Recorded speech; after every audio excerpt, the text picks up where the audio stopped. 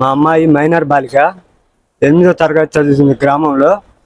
అయితే ఒక ఎస్టీ కుర్రోడు ఒక కోలాటం దగ్గరికి వెళ్తే అభ్యసంగా ప్రవర్తించాడు. దాని గురించి గ్రామంలో వాడు 2 రోజులు దాకా సెంటర్కి రాలేదు.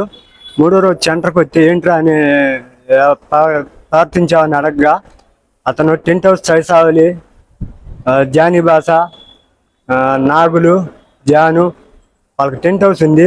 ఆ ఎస్టీ కుర్రోడు వాళ్ళ కింద పనిచేస్తాడు. వాళ్ళు కూడా కలిసి వాళ్ళందరూ కలిసి మేము తక్కువ వాళ్ళమని కొట్టలేమని చెప్పి మా పైన దాడి చేసి మేము కేసు నమోదు చేస్తే మా అమ్మాయి మళ్ళీ మేము ఇంటికి మరుసటి రోజు స్టేషన్ కాడికి పిలిస్తే రాకుండా మళ్ళీ ఇంటికి వెళ్ళి వస్తానని రాకుండా చేసి ఎస్ఐ గారు ఆ కేసు నమోదు చేసిన తర్వాత రాలేదు. పిలిస్తే వస్తానని రాలేదు. మరుసటి రోజు మళ్ళీ మేము స్టేషన్ దాకా సాయంత్రం దాకా ఉండి మళ్ళీ ఇంటికి వెళ్ళగానే వాళ్ళు అభ్యర్థంగా మళ్ళీ ప్రవర్తించి ఆమె దాడి చేస్తే మా అమ్మాయి ఆ కేసు నమోదు చేసిన అమ్మాయి మైనర్ బాలిక హరీష ఆత్మహత్య చేసుకోవడానికి పురుగు మందు తీసుకుంది. ఎస్ఐ గారు, సిఐ గారు కేసు నమోదు చేసి ఫైల్ చేసి వాళ్ళని రిమాండ్కి తరలించకుండా స్టేషన్ బెయిల్ ఇచ్చినారని చెప్పి మాకు సమాచారం అందింది. ఈ మాట నారా లోకేష్ గారు మేము అర్జీ పెట్టడానికి ఇక్కడ తెలుగుదేశం కార్యకర్త వచ్చినాం. నేను తెలుగుదేశం తరఫున చాలా పోరాటాలు చేసి ఓట్లు వేయించా. జగన్ ప్రభుత్వంలో 3 సార్లు కూడా నేను 3 సంవత్సరాలు గ్రామంలో కూడా లేను.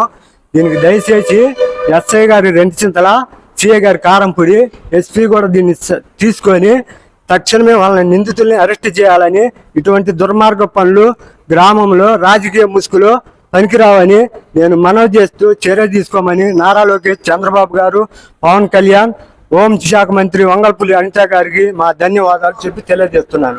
ఏ ఊరు మీదే? మాది మా మంచికల్ అండి, రెంటచింతల మండలం, మాచర్ల తాలూకా. అక్కడ నుంచి ఇక్కడ అర్జీ పెడితే ఇక్కడికి వచ్చారు? ఇక్కడికి వచ్చాం.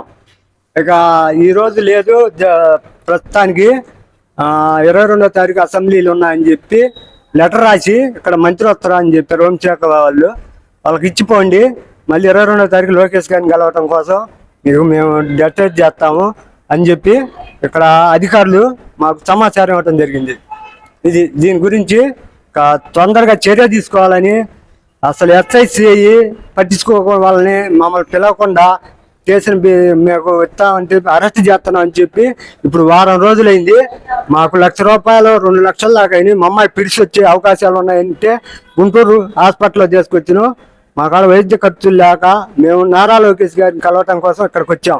దయచేసి మాది కదా చేయండి, మీరే దయచేసి సాయం చేయండి. మీరు చెప్పండి, ఏంటి అసలు వాళ్ళు అంతలా చేయడానికి ఏంటి అంటే పోలీసులు కూడా పట్టించుకోవాలని పరిస్థితుల్లో ఉన్నారా? అక్కడ వాళ్ళు అధికారం సాగించుకొని అధికారం అడ్డం పెట్టుకొని వాళ్ళు చేస్తున్నారు. వాళ్ళకి ఆస్తి అంతస్తులు మాకేమేమి లేవు. వాళ్ళు డబ్బులు పెట్టుకొని అడ్డం పెట్టుకొని రాజకీయ స్టేషన్ బిల్లు తెచ్చుకుంటారు. మేమేం చేయలేని పరిస్థితిలో ఉన్నాం. అక్కడ మీ ఊర్లో అధికారులు ఎవరు లేరంటారు? అక్కడ అధికారులు ఉండే వాళ్ళ సపోర్ట్ వాళ్ళకే ఇస్తున్నారు, మాకేం రెస్పెక్ట్ ఇవ్వట్లేదు. ఓకే, థ్యాంక్ యూ అండి. మాట్లాడతారు.